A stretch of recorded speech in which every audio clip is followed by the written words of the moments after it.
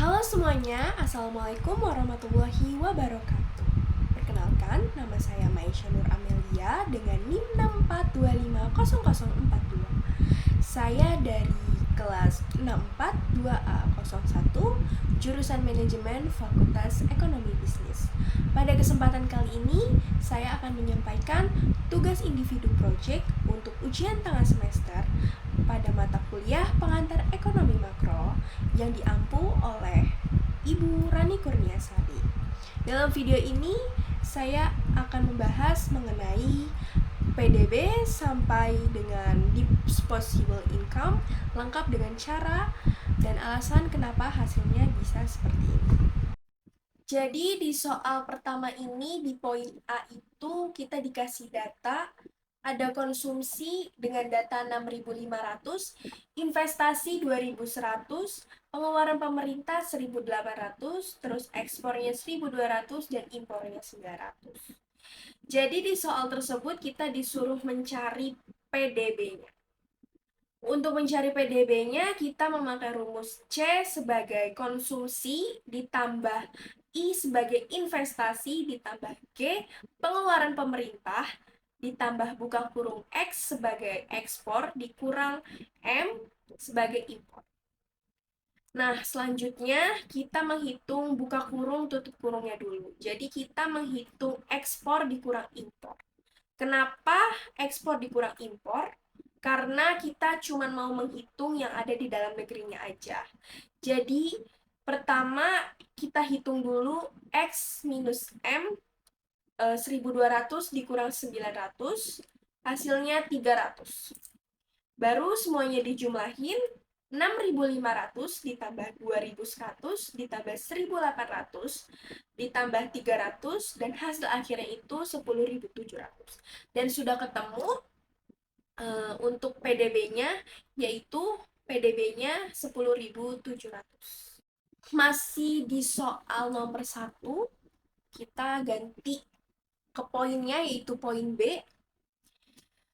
Kita disuruh mencari PNN, dan di soalnya itu udah dikasih PDB sama penyusutannya.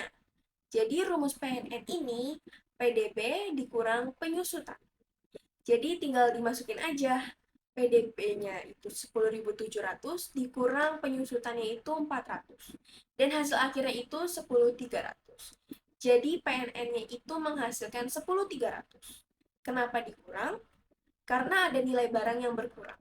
Jadi kayak mesin gitu. Nah, lanjut ke poin C, poin terakhir di soal nomor 1. Itu kita masuk ke PN.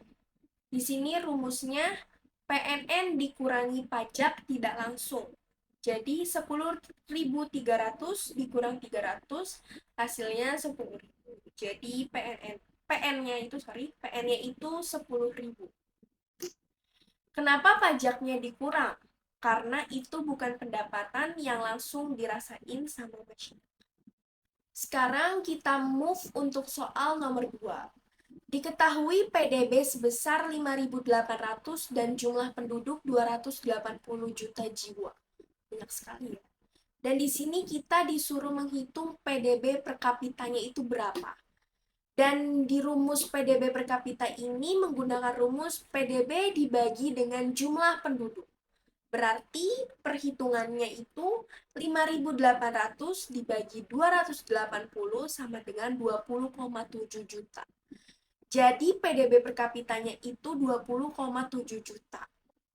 Nah, kenapa dibagi? Karena kita mencari rata-rata pendapatan per orangnya. Jadi hasilnya 20,7 juta.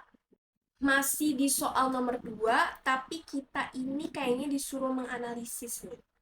Di soal itu, jika tahun lalu PDB per kapitanya itu 19 juta dan sekarang 20,7 juta, apa artinya, dan sebutkan 2 kelemahannya. Oke, artinya itu terjadi peningkatan ya dari 19 juta ke 20,7 juta. Jadi ekonomi ini mengalami pertumbuhan yang cukup pesat.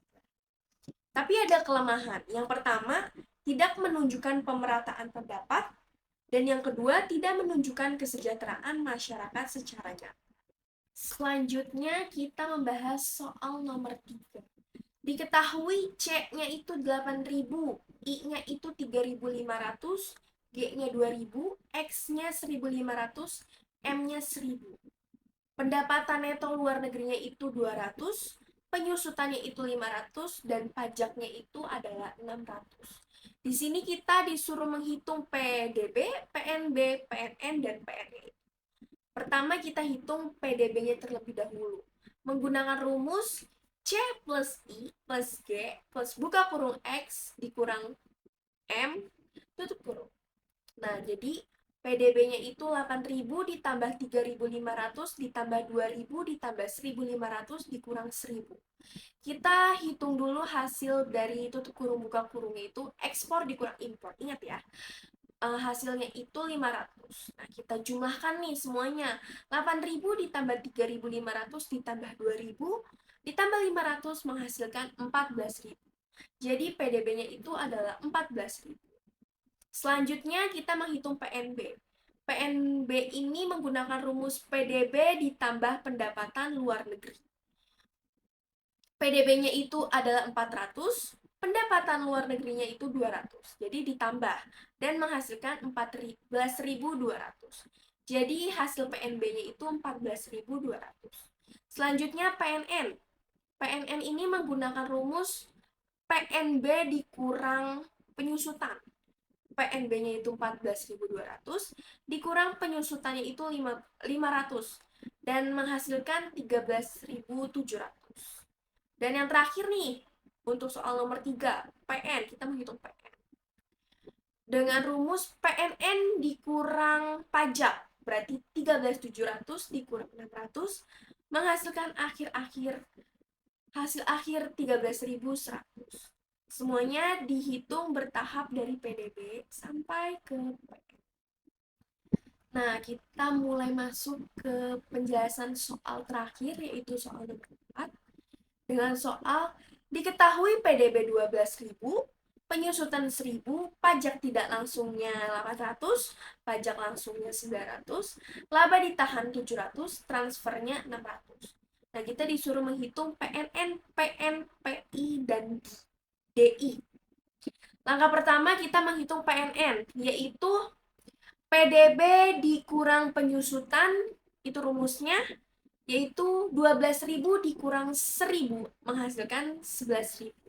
Jadi PNN-nya itu hasilnya 11.000. Selanjutnya PN. Menggunakan rumus PNN dikurang pajak tidak langsung. Jadinya 11.000 dikurang 800 menghasilkan 10.200.